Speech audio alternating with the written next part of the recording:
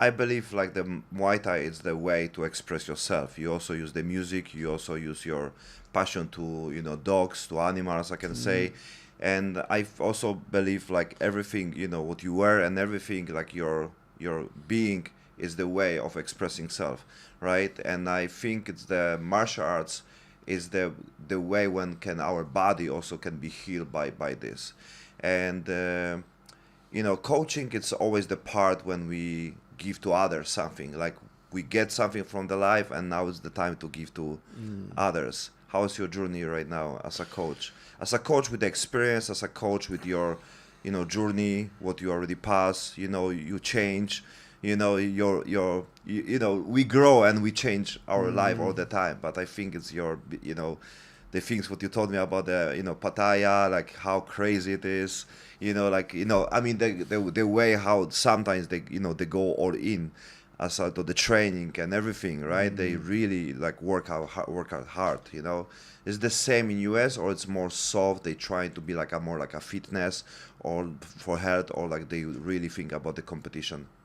Well, there aren't as many places to fight in the U.S. I mean, you can't be like Thailand where you could fight in malls and outdoors and in bars and stadiums and, all levels, many levels, much more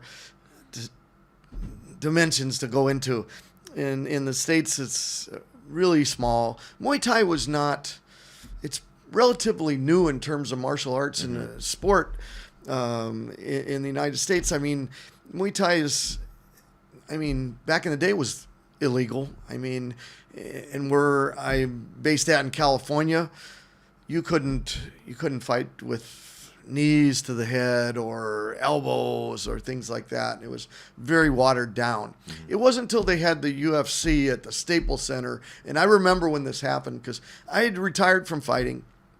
And then when I heard they were going to start allowing us to use, elbows and basically full rules Muay Thai, I got back into it. I was like, oh, I gotta fight again, So that was a major thing. But for the longest time, the Muay Thai was kind of underground, which I like, And it some of the athletic commissions they thought it was almost like dirty fighting or something like that, and I know the UFC went through that in the beginning too. They called it human cockfighting, and even the politicians. It looks like at the beginning like this, the rules are different, even the clinch and everything looks like quite dirty, like dirty boxing, the elbows and everything, it can looks like this from the outside. It can be, but it's also in the more sophisticated forms and the more experienced fighters that are using the techniques really proficiently.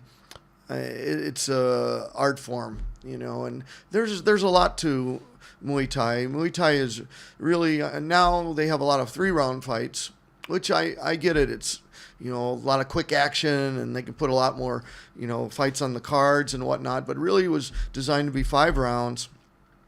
Kind of like chapters of a book too, which the 4 and 5 round being mostly the clinch and knee work. And in Thailand, that's what they did. 4 and 5 round was all clinch and knee. If you tried to do that in the first round, they would, the referee would break it up. You weren't really allowed to do that. So it was more about the stamina already, like people get tired. So they. It was.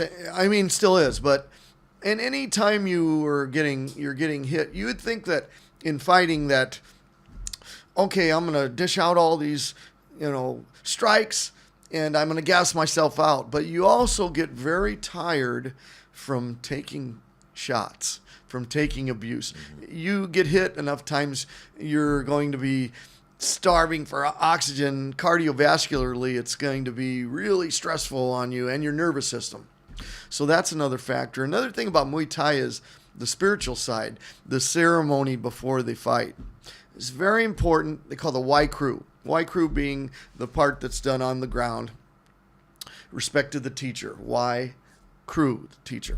So that being the part on the ground. Now, when they stand up and they do the dancing ceremony, the 3 steps, the Yang Sam Kum type of walking, and with the movements of the dance, Ram Muay means boxing dance, Raming dance, and then Muay Thai boxing. So you have those 2 parts of it, and it's also, how do I put this, like a little bit esoteric too, where they will be doing a prayer when you take the Mongkon, the headpiece off that they're wearing while you're doing this ceremony, which is worn by, there's a camp Mongkon that they use. Everybody uses it. It's blessed by the monks. It's charged with, certain, energies, really, spiritual energy. And another one of those things, if you believe it has power, if you don't, maybe it won't. So It's also connected with the Buddhism? It is. It can be any spiritual aspect you want it to be, though. I mean, you see Muslims using it. I guess, you could be a Christian using that. I mean, it's, I guess, spiritual as opposed to being directly religious. But Thailand is mostly a Buddhist, country, and so that's more prevalent.